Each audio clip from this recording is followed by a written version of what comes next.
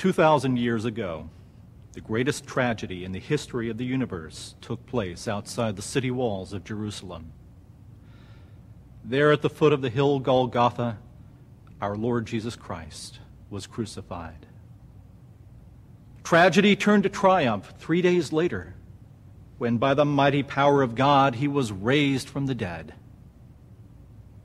Jesus' death was not mere happenstance. In 1 Peter, the 2nd chapter, verses 19 and 20, we read of him that he was the Lamb slain from before the foundation of the world. Speaking with his disciples on the Mount of Olives, Jesus gave us his wonderful prophecy recorded in the 24th chapter of Matthew. There he foretold of Israel's restoration in the parable of the fig tree. The restoration of the nation of Israel would mark the end of the age. Israel is, therefore, God's time clock. Trace with us the remarkable fulfillment of Bible prophecy as we examine those things foretold by the Hebrew prophets as related to the restoration of the nation of Israel.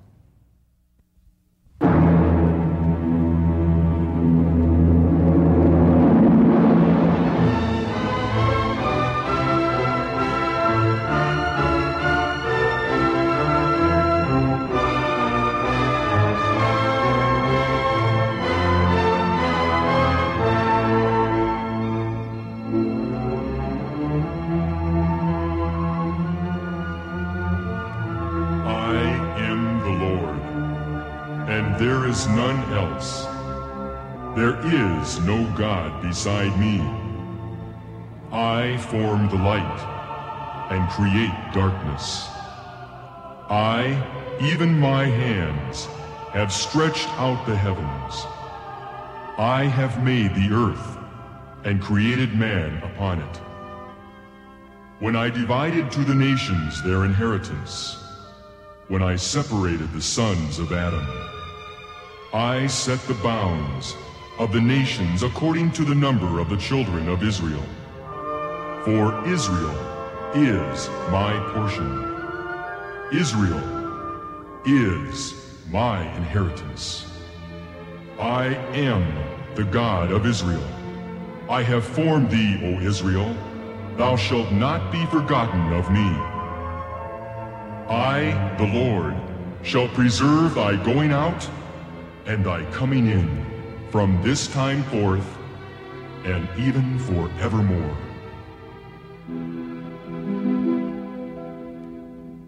Over 4,000 years ago, Israel's destiny was fixed when God appeared to Father Abraham, saying, "Get thee out of thy country, and from thy kindred, and from thy father's house, unto the land that I will show thee. And I will make of thee a great nation, and I will bless thee, and make thy name great. In thee shall all the families of the earth be blessed." This promise was to be so important that God did something he never did again. He confirmed it by an oath when Abraham offered up his son. "In blessing I will bless thee, and thy seed shall possess the gate of his enemies. And in thy seed shall all the nations of the earth be blessed."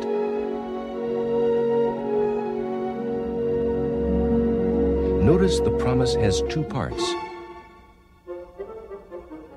First, the seed of Abraham is to possess the land forever. And secondly, Israel, as part of Abraham's seed, is to bless all other nations. What a destiny fixed by divine will.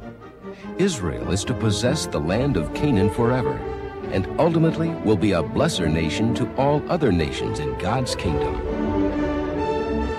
400 years after God's promise was made, Moses delivered Abraham's descendants from Egyptian slavery. Then, at Mount Sinai, God gave his Torah to his people, Israel.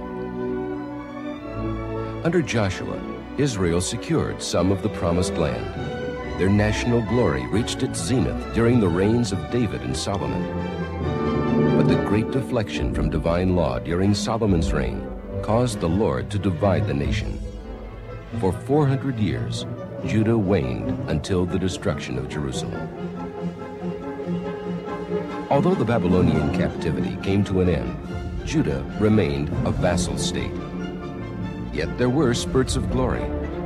Although the first temple was destroyed, there was the joy of the second. Esther saved her people, and Purim was born. Judas Maccabeus defied military logic, and Israel was free for about 100 years. Again provoked by cruel exploitation and armed with little more than a fierce independence, Israel found itself in open revolt against Rome, the iron-fisted masters of the world. Jerusalem was taken, the Second Temple destroyed. Notwithstanding the heroics of Masada and the Bar Kokhba revolt, the great dispersion to the ends of the earth began. Then, under the terrors of Christendom, the Jewish people left a footprint of blood in every nation.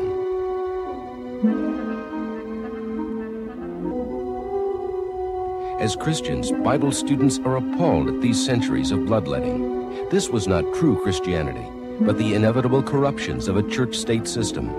Christendom was looking for a scapegoat to cover its own ills.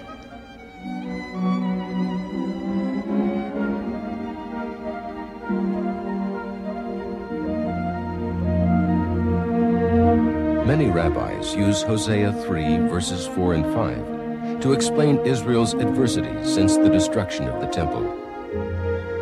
For the children of Israel shall sit solitary many days, without king, and without prince, and without sacrifice, and without pillar, and without ephod or teraphim. Afterward shall the children of Israel return, and seek the Lord their God, and David their king, and shall come trembling unto the Lord and to his goodness in the end of days. Bible students have keenly felt the commission of Isaiah 40, verses 1 and 2. Comfort ye my people, saith your God. Bid Jerusalem take heart, and proclaim unto her that she has received of the Lord's hand double for all her sins. Israel was to be especially encouraged and comforted when her double ended.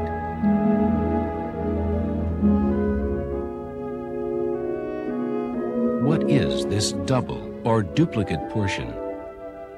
Israel's history covers 2 periods of time.